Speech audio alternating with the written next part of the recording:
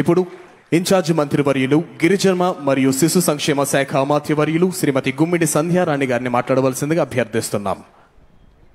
అందరికీ నమస్కారం.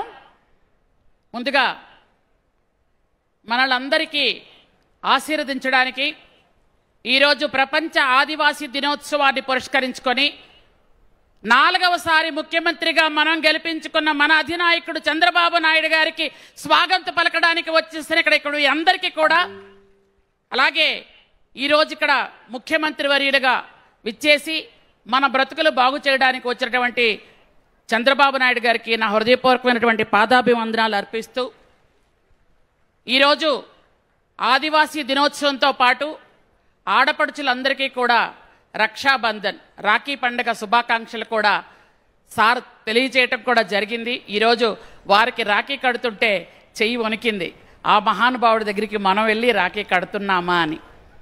ఈరోజు మన పిల్లలు ఎలా చదువుకుంటున్నారంటే, మనం చాలామంది ఉద్యోగాలు చేస్తున్నాము అంటే, ఆ రోజు నందమూరి తారక రామారావు గారు పెట్టిన తర్వాత ఈరోజు ఆ మహానుభావుడు చంద్రబాబు నాయుడు గారు పెట్టిన భిక్ష అని మీ అందరికి కూడా నేను తెలియజేస్తున్నాను.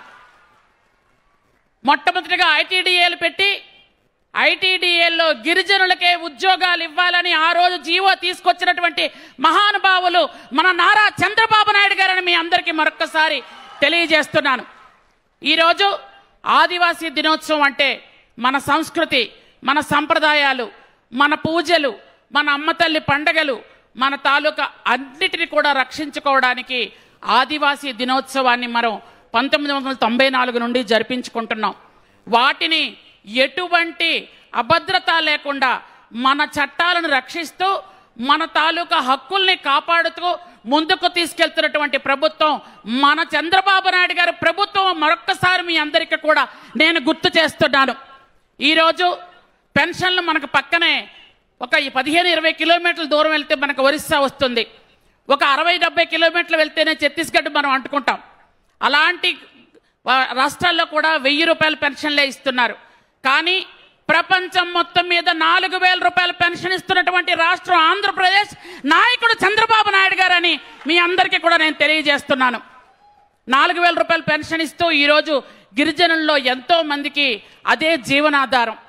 ఈరోజు చాలామంది గత 5 సంవత్సరాలుగా ఈ గంజాయి బారిన పడి ఎంతోమంది మన బిడ్డలు జైల్లో మగ్గిపోతున్న సమయంలో ఈరోజు గంజాయి వద్దు బ్రో అని మన సోదరుడు లోకేష్ బాబు గారు అధ్యక్షులుగా ఉన్నటువంటి గంజాయి వద్దు బ్రో అని ఒక నార్కోటెక్ మనకి ఒక టీం కూడా ఏర్పాటు చేసి ఈరోజు మన అల్లూరు సీతారామరాజు జిల్లాలో అసలు గంజాయి మొక్క కూడా కనిపించకుండా చేసినటువంటి ఘనత కూడా మన చంద్రబాబు నాయుడు గారికి దక్కుతుందని మీ అందరికీ మరొక్కసారి నేను తెలియజేస్తున్నాను. ఈరోజు 1,00,000 ఎకరాల్లో కాఫీ పండాలి, గిరిజన రైతులందరూ బాగుండాలని ఒక మంచి ఆశయంతో ముందుకెళ్తున్నారు. అలాగే మెగా డిఎస్సి కూడా 16,500 పోస్టులు తీస్తున్న ఘనత కూడా మన చంద్రబాబు నాయుడు గారికి దక్కింది.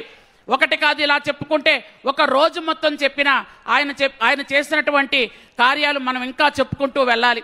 ఈరోజు గిరిజన యూనివర్సిటీ కూడా శాంక్షన్ చేస్తే గత 5 సంవత్సరాలు కనీసం పిడికడి సిమెంట్ కూడా వేయకుండా దాన్ని అలా వదిలేస్తే మళ్ళీ మన చంద్రబాబు నాయుడు గారు వచ్చిన తర్వాత గిరిజన యూనివర్సిటీ గురించి పూర్తి దృష్టి పెడుతున్నారు. అలాగే ఎక్కువగా తల్లికి వందనం మన బిడ్డలకే ఎక్కువగా మనం ఉపయోగపడింది.